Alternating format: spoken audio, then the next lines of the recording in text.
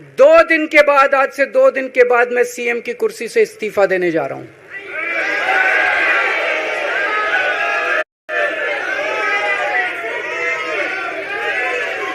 और मैं तब तक सीएम की कुर्सी पे नहीं बैठूंगा जब तक जनता अपना फैसला ना सुना दे। मैं जनता के बीच में जाऊंगा, गली गली में जाऊंगा, घर घर में जाऊंगा, और जब तक जनता अपना फैसला ना सुना दे कि केजरीवाल ईमानदार है, तब तक मैं सीएम की कुर्सी के ऊपर नहीं बैठूंगा।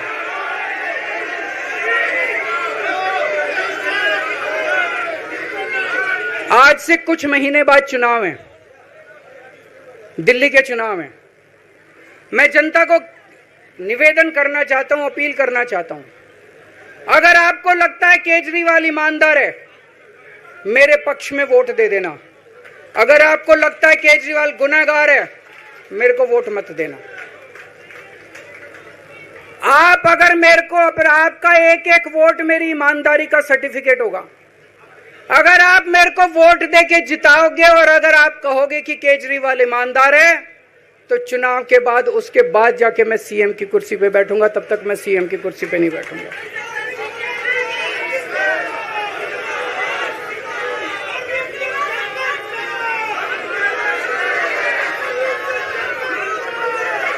आपको लग रहा होगा अभी अभी जेल से रिहा होके आया है, ये कैसा क्यों बोल रहा है? अभी अभी जेल से रिहाई होके आया है, अब ये इस्तीफा क्यों दे रहा है? इन्होंने मेरे ऊपर आरोप लगाया है। इन्होंने आरोप लगाया है कि केजरीवाल चोर है। इन्होंने आरोप लगाया है केजरीवाल भ्रष्टाचारी है। इन्होंने आरोप लगाया है केजरीवाल ने भारत माता के साथ धोखा किया है। ये करने के लिए नहीं आया था मैं, सत्ता से पैसा और पैसे से सत्ता, इस खेल के खेलने के लिए मैं नहीं आया था। मैं देश के लिए कुछ करने के लिए आया था। जब 14 साल के बाद भगवान राम वनवास से लौटे, सीता मैया को अग्नि परीक्षा देनी पड़ी थी। आज मैं जेल से आया हूं, मैं अपनी अग्नि परीक्षा देने के लिए तैयार हूं।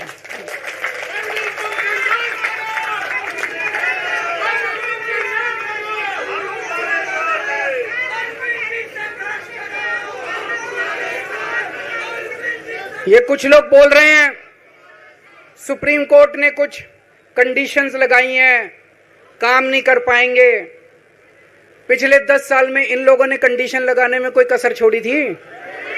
एलजी साहब ने कंडीशन लगाने में कोई कसर छोड़ी थी? केंद्र सरकार ने 1 कानून, 2 कानून, 3 कानून, कानून पे कानून डाल के मेरी पावर छीन ली, पर आपके काम बंद नहीं होने दिए मैंने।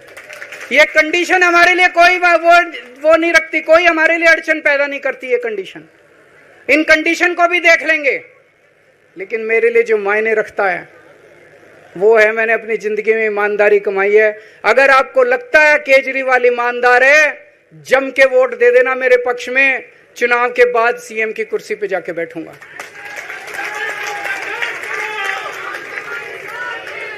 फरवरी में चुनाव है।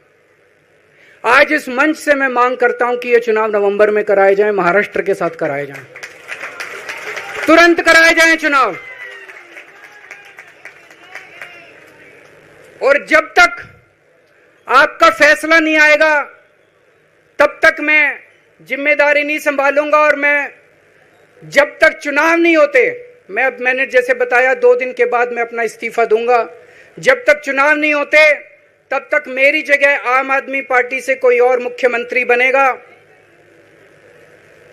अगले 2-3 दिन के अंदर विधायक दल की मीटिंग होगी और विधायक दल की मीटिंग में अगले मुख्यमंत्री के नाम का तय किया जाएगा।